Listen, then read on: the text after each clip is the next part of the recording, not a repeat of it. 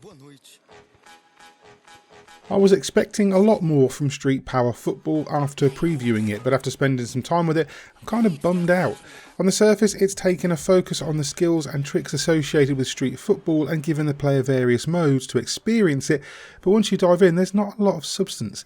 The Become the King mode promised to give me a story to sink my teeth into, but it's little more than a tutorial throughout the various modes, albeit with some weird green screen work featuring Street legend Sean Garnier and the odd extra challenge. While Street Power Football doesn't want to be seen in the same vein as FIFA or PES, it includes a mode called Street Power that sees you compete in a match. However, it's more NBA Jam than anything else. You can play in 1v1, 2v2, 3v3 matches where you must score 5 goals to win, as well as using various power-ups that spawn throughout the match. Due to the awkward controls and stiffness of your player's movement, these matches can be a pain in the arse.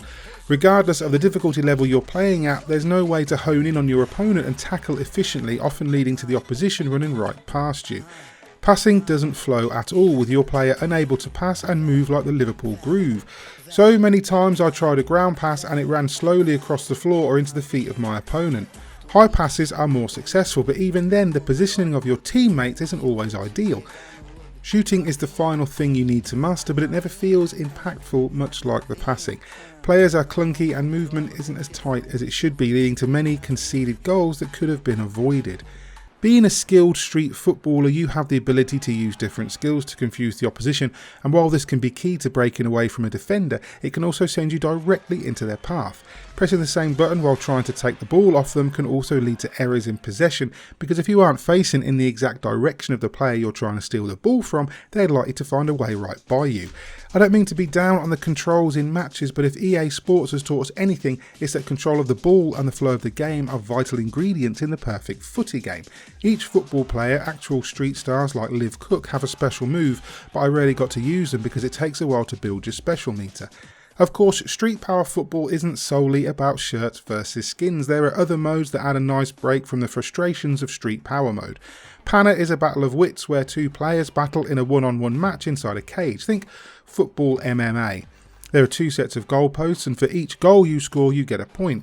One of the most embarrassing moves you can perform is a nutmeg or pana, and if you manage to do so you'll get 2 points. Once you get the chance to do so, a series of button prompts appear, and if you hit each one but your opponent doesn't, you'll get the pana.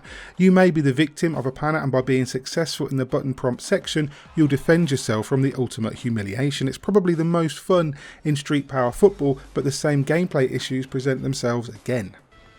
Freestyle mode sees you show off your moves while listening to a music track. These songs represent the difficulty, and if you want you can pick anything from easy to hard.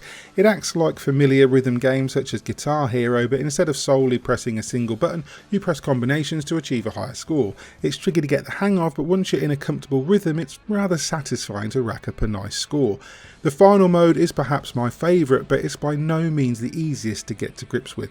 In trick shot mode, you'll have to knock various objects off walls, use the environment to land the ball in buckets or cement mixers, and find ways to use a limited number of shots to clear the various stages. The fewer or smarter shots will give you a better score, and it provides a smarter way to play street football. Before each attempt you can change the angle and power of a shot, as well as curving the ball to hit your target. Using the 2 trigger buttons allows you to look around the course, but sometimes the camera sits right behind your player and blocks your view. The one biggest absence in the entirety of Street Power Football is the lack of a tournament in single player. None of the modes offer actual competition, and even though there are daily challenges to earn in-game currency which you use to customise your player with clothes and tattoos, there's nothing more than single matches or single attempts in trickshot or freestyle. You can play all the modes online, but other than bragging rights there's no real motivation to keep you playing. Unfortunately, I couldn't get online to try the mode out as there are so few people playing at the moment. If the controls were better, I'd be more inclined to persevere, but I'm just not into the majority of the modes. Street Power Football has a variety of modes and courses in which to play them, but with no real tournament and unsatisfying gameplay, it's hard to find any enjoyment in it. I can appreciate what it's trying to do, but I found it hard to truly enjoy the majority of ideas on offer. Challenges offer you a chance to earn some fancy new threads and a neat selection of tattoos, but beyond that it's quite a shallow experience. While not getting online isn't reflected as a negative in this review, I hope more people play, as I'd like to try out elimination mode against other people. I really want to love Street Power Football, but I really can't recommend it, and I'm going to have to score it a 4 out of 10.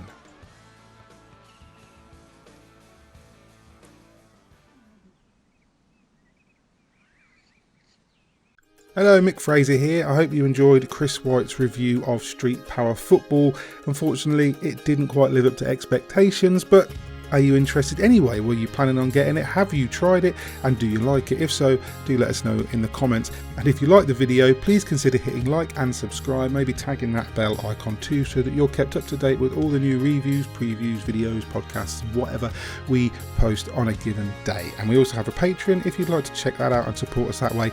We really do appreciate it. In the meantime, I've been Mick Fraser for God is a Geek. This has been Chris White's review of Street Power Football, and you guys have been lovely. Bye for now.